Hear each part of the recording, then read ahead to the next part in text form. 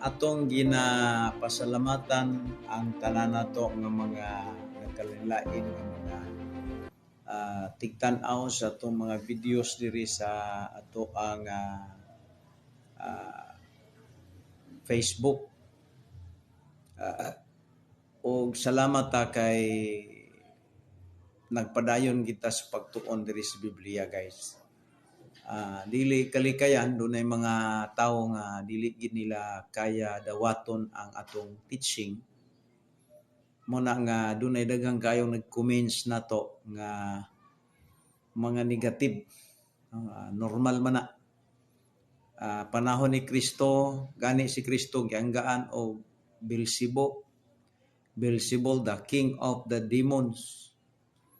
So, the same usual sa ato rong panahon, basta mo tindig kas kamatuoran, makita nila nga ang imong tudlo tritin sa ilahang grupo ug sa ilang relihiyon.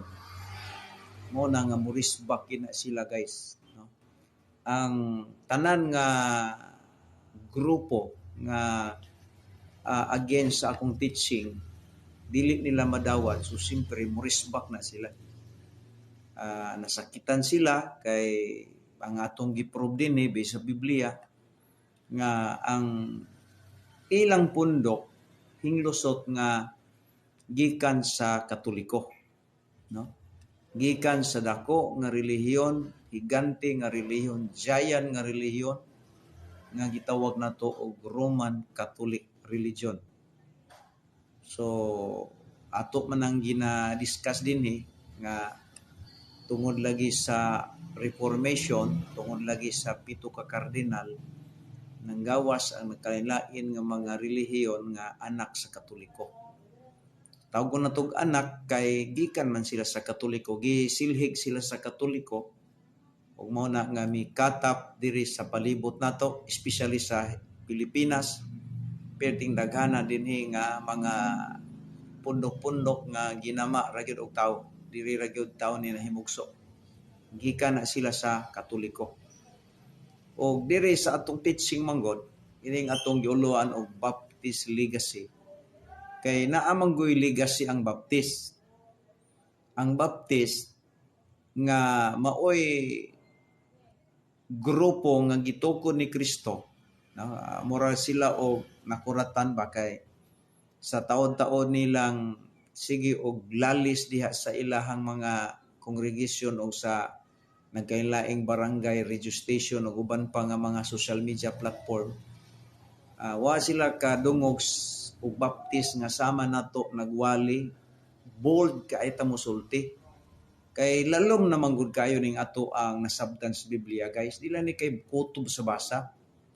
Dili ni kutob sa basa kundi kining atong pagtuon atog yung giayo og basa ang Biblia, gitun-an, gihubad ang Biblia sumala sa nakasulat. Now, ang Baptist, doon na siya ay 15 ka bersikulo nga gibalik-balik yun diha sa Biblia pag-repeat. Sa New Testament rapod. No? Akong giklaro, New Testament rapod. Gi-clarify lang nako nga walay Baptist sa karaang tugon. Ang 39 ka libro sa Old Testament, wala gid kay mabasa nga word for word mahitungod sa Baptist. Pero doon ay mga bersikulo sa karaang tugon, especially diha sa Isaiah, nga mura Isaiah din Malakay, nga naga-predict sa moabutay nga mao si John the Baptist. Pero di lang kay klaro dito kay gitawag man siya og voice of the crying in the wilderness. The voice of the wilderness. Forerunner of Christ. So, naay day mga bersikulo no nga gisulti sa karaang tugon. Nag-predict, nag-prophesy about the coming of John the Baptist. Pero dili mabasa nimo diha ang word for word nga Baptist. Pero pag abot sa New Testament, guys, dito na nabasa nato nga si John the Baptist nga anak ni Zacarias ug ni Elizabeth, mao dayto siya ang gipredict sa karaang tugon dito sa Isaiah ug sa Malakay. nga sa dili pa moabot ang Mesyas, dunay paunhon niya nga mao ang tingog sa kamingawan. O kini mao si John the Baptist. That's why giklaro gid dinhi ang pulong Baptist diri sa New Testament from Matthew. Dunay mga synoptic gospel, no? Matthew, Mark, Luke ug John. So kaning mga bersikulo, kaning mga book sa synoptic gospel, mabasa nimo ng 15 ka bersikulo, gibalik-balik yun ang Baptist. So that is the number one legacy nga ang Baptist naagyud sa Biblia. Wala ni siya lugita, wala ni siya inventuha, kundi word for word nga mabasa gini mo sa Biblia ang Baptist. O niya, ang simbahan o church, gibalik ni diri sa New Testament from Matthew to Revelation, 114. Balikon ako, 114. Take note, 114 ka bersikulo sa Biblia sa New Testament time o New Testament Bible, New Testament Scripture, nga gibalik-balik ang church, guys. O nahibaluta nga ang church, ang identity niini, mautong 15 ka panahon nga gibalik-balik po diha sa Synoptic Gospel, because we know nga si Jesus Christ dito man nagpabautismo ni John the Baptist. O mao na nga ang mga reformers sakit sa ilang balatian o kasing-kasing nga kung atong tukion ang tinud-anay nga nanghitabo sa Biblia, mawala sila sa passing. Kay kani manggod sila, igor manggod sila nagagamit-gamit og Biblia, pero dili gid sila mo'y gitagaan sa Biblia. Ang gitagaan sa Biblia o gi-authorize sa Biblia sa pagwali o pag-implementar niini, mao ang Baptist. Kay ang tanan nga nagsulat sa New Testament Bible, guys, gikan ni Matthew paingon na ni John the Beloved, apil si Pablo, silang tanan bautismado ni John the Baptist. So why lain nga nagpausok og bautismong tubig nga unlod si John the Baptist ra. Unya karon pagligid-ligid sa panahon nakabasa ning mga kardinal nga sipyat itong ilahang bunyag sa bata ang gagmay pa, nanggawa sila. Unya nagtukod sila ilang kaugalingong kaagpundok, unya nang lugit og bersikulo sa Biblia, unya gipatuo ang mga tao nga sila mo'y tinuod nga grupo nga gitukod ni Kristo. Unya karon ang mga Baptist nga original wala na pud nagtuki. Ang nahitabo noon, mi ride on na noon ang mga Baptist dito aning mga reformers. Muni ang dagan diri, mo nang daw na mga nag-comment sa akong videos, moingon siya, ako kuno pinakalahi nga Baptist. Ako kuno ang pinakalahi because ato man gyung gitun-an ang Biblia. Di man lang ni kay kining unsay ipagdunggan nga wali sa pastor enough na, dili kita gid mismo, guys, may eskwela tag theology, eskwela tag Hebrew and Greek, unya maunay atong nakita diha sa Biblia ang kamatuoran. So balikon nako, ang Baptist o ako nga pastor, wala gid ko nagwali nga ang Baptist makaluwas. Never mong makadungog ana. Walay laing manluluwas nga gihisgutan sa Baptist o giwali sa Baptist si Kristo. Kay si Kristo mismo mao man gitong manluluwas, mangilain. Way lain. So ang ipawali sa Baptist mao siya gipatay, gilubong na banhaw, ang tanan nga mosalig niya makabatok kinabuhi walay katapusan. So mao nay giwali nako.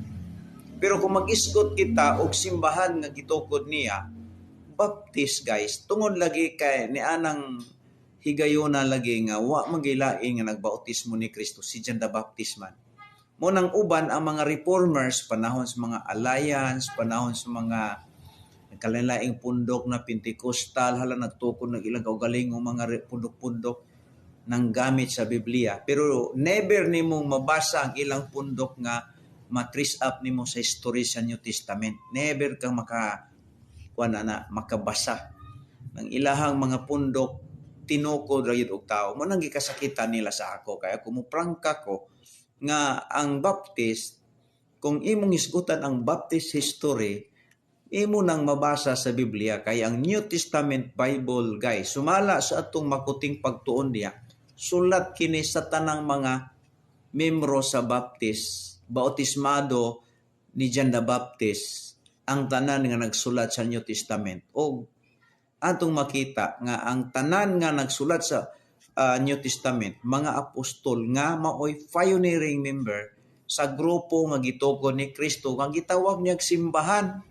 Unya silang tanan dito nagpailalom sa bautismo ni John the Baptist. Mao na nga ang pangalan sa simbahan nga gitugon ni Kristo dili ikalalis guys, dili ikalalis nga Baptist.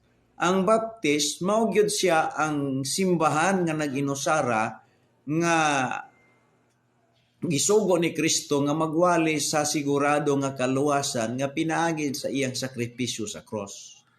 Mo na'y tinuod guys nga istorya. Mo na'y tinuod nga istorya. Mo ay gi-authorize ba? Mo ay gi-authorize ba? Gi-authorize pagwalis kaluwasan nga sigurado, gi-authorize pod nga magbautismo og tubig. No, so mo na nga ang uban ilahang pakasad-on si John the Baptist para musulod ang ilahang grupo nga mo na'y ingnon nga sakto. But that is denying the truth, mga kaibigan. Yan po ang ating pagmasdan ng maigi, mga kaibigan. Muna ato ang kinahanglan nato nga bantayan. Kay ni amang utas sa gitawag last days, pagkadaghanan nga nagpasilaag dinhi. Now karon, wa ko nag-ingon nga ang Baptist makaluwas, never mo makadungala. Pero ang Baptist maoy pundok sa mga nangaluwas. Atong makita na ang history magud sa Baptist natukod ang Baptist panahon nga naa si Kristo. Pero ang ilang pundok natukod wala na si Kristo, ila lang gilugit ang bersikulo sa Biblia para dunay daghang taong mailad nila. Una kamo mga tao, basa mo sa Biblia, Matthew chapter 1 paingon sa Revelation, balik-balik ka nagbasa para di mo maila diha ang kanang mga taong naladala og Biblia diha dalalas pangalan ni Kristo gipangalan pang ilang pundok sa ngalan ni Kristo para daghang yung mga taong mailad nila. But in the last days ingnon sila ni Kristo nga pahawa mo kay wala kumakaila kaninyo mga mamuhat sa pagkadautan kay kanang imong pagladalas pangalan ni Kristo tapos wa kay kapit niya dako kay nang ilad. No? Dako kay nang ilad. Unya, ang inyo rob, ang kaluwasan ra ba ani nila? Ang kaluwasan ani nila, buhat ra ba? Masuko ra ba sila kung ino na to nga ang kaluwasan na ani Kristo? Katong kamatayon na sa krus, dawaton ra to, mao na ang kaluwasan. Ilag yung i-insister nga naagi kay part sa salvation. Mao na ang dagan sa uto karon sa mga reliyosong kapunungan guys nga bantayan nimo. Mo na dakong kalainan sa Baptist. Ang Baptist nagtudlogin mi nga ang kaluwasan diri si Kristo. Wala kay ikadugang ana unsay reason. Wala pa ka natao sa kalibutan na anay Kristo nga nagpakamatay sa imong sala. Unsa may imong ikadugang ato? Kamong mga Pentecostal nga nagsalig og lahutay, nagsalig may binuhatan. Uns tubaga daw ninyo na nagpakamatay si Kristo sa krus, wala pa kamatao. Karon, kung ingon ka nga ang kaluwasan, lahutayan nimo o imuhang buhatan, unsa may ikadugang nimo sa gibuhat ni Kristo sa krus? Nga atong higayuna, nagpakamatay siya para sa imong mga sala, ang iyang kondisyon, mutuo lang kaniya, iya kang luwason. Unsa may ikadugang nimo sa kaluwasan kuno be? Wala. Ang kaluwasan libre na nga dawato nimo pinaagi sa iyahang kamatayon. Human nga nakadawat ka sa kaluwasan, tudloan ka ni Kristo nga magbuhat og maayo, pero ayaw saligi ang imong maimbinuhatan para maluwas ka kay sipyat ka mulangoy ka ana sa impyerno. Mao na nga kini mga Pentecostal, mga hambugiro ken dagko ni salig ni sa ilahang lahutay silang binuhatan unya ra ba mangingi mga daghan ra ba kaayo ning mga kalihukan nga mga dili maayo ang atong nahibaluan. Na di lang taingon personalan ba, pero kasagaran sa mga tao nga nagsigi og panghambog sa ilang binuhatan nga maoy ilang saligan mahilangit sila wa ra bagay maayong binuhatan guys, no? Naawa na tong Bible. Ephesians 2 verse 8 and 10. Ato ning basahon kay magisgot mong tao pag atog langit, wagi kay ikatampo ana. Bisan imong tumoy si mong kuko, di na pwede, di na madawat sa Ginoo. Kay ano man makasala ka, mabitaw nagpakamatay si Kristo kay para maluwas ka sa buhaton nimo tuora kaniya. Di never na nga imong dugangan pag maimbinuhat. Ano sa man kaminos ka sa gibuhat niya. Ang gihimo ni Kristo sa cross, kumplito nga kaluwasan nga maangkunan sa taong mudawat ani wa kay ikadugang ana ay panganti diha nga maluwas ka pisang binuhatan but og gikabayaan kana siya wa ning Bible. Ephesians 2:8 For by grace are ye saved through faith, no? Klaro na, through faith. For by grace, kining grace diri si Jesus man ha. Are you saved through faith, no? Pinaagi sa pagtuo, dili kay pinaagi sa paglahutay, pinaagi sa may binuhatan, wala gyud niya giingon dia Kini ramang mga reformers nga way study sa Biblia, ang ilahang doktrina sa Katoliko kaniadto iyang gidaladala. Mga sinilhig magunis Katoliko ni mga tawhana mga kaibigan. Ingon siya, for by grace ye are saved through faith and that not of yourself. Giklaro ni Paul, and that not of yourself. Sa tupa kung ingong ka nga mahilangit ka, pinaagi sa may binuhatan nimo, di gin mo makita ni Pablo. Impierno juga si Pablo langit na. Nganong may impierno man ka, kay wa ka mo subay sa iya hanggi sulti. Ingon siya, for by grace are ye saved through faith, and that not of yourself, it is the gift of God. Gift, no? Kung ingon tag gift gani, kung tagaan ka gift, hapit na bang December, dili man na nimo obrahan para maangkunan nimo ang gift, imo ra man ang dawaton. Ingon ana pud kuno ang kaluwasan, gasa buhaton nimo imong dawaton. Dili kay imong lahutayan para maangkon nimo ang gasa. That is a false teaching guys. Sa tanan nga mga relihiyon nga nanggawas sa Katoliko, ingon ana ang klaseng pagpanudlo. Lahi sa Baptist, that is the legacy of the Baptist guys, nga ang kaluwasan diri dili may binuhatan kung dili buhat ni Kristo, dili imong kaugalingong buhat. Tanawa nain, not of works, no, not of works, dili trabaho nimo, dili trabaho sa imong lolo, dili trabaho sa imong kaugalingong panigamot, dili trabaho sa relihiyon, dili trabaho sa pastor, dili trabaho sa pare. Ang kaluwasan is not of works. Kini dili sa mga buhat. No say reason, lest any man should be boast, aron dili ka mahimong manghambog dito. So maluwas ka kay maay kang binuhatan, ikaw ang pinakabulastong hambugiro nga tao sa langit, matud pa ni Paul. Pero ang kaluwasan guys, naas pagtuo ni Kristo kay siya namatay sa cross, wa pa ta na tao sa kalibutan. You just imagine 33 ide asa man ka anang higayon na. Unya karon himugso ka sa kalibutan linya sa mga 19th century na. Tapos mukumpit ka niya, manghanganti ka, manghambog ka nga ang iyong maluwas ka pinagi sa iyong paglahutay, kabut-but pa ni mong klase nga tao kung mauna ang sulod sa imong utok guys. Naingon diha. 10. Ato mga nangaluwas na. Kini mga nangaluwas po guys, di po ni magbuhat og daotan. Unlike sa mga akusasyon sa mga reformers diri sa Baptist nga ang Baptist kuno kulto kay pag maluwas na pwede na mo ba daotan kuno luwas gyapon. Bakak man ang akusasyon nila. Ang Baptist pagkaluwas na mao'y pinakabuutan nga tao kay naluwas naman ingon siya, for we are His workmanship. Katong nga dawat sa kaluwasan ni Kristo.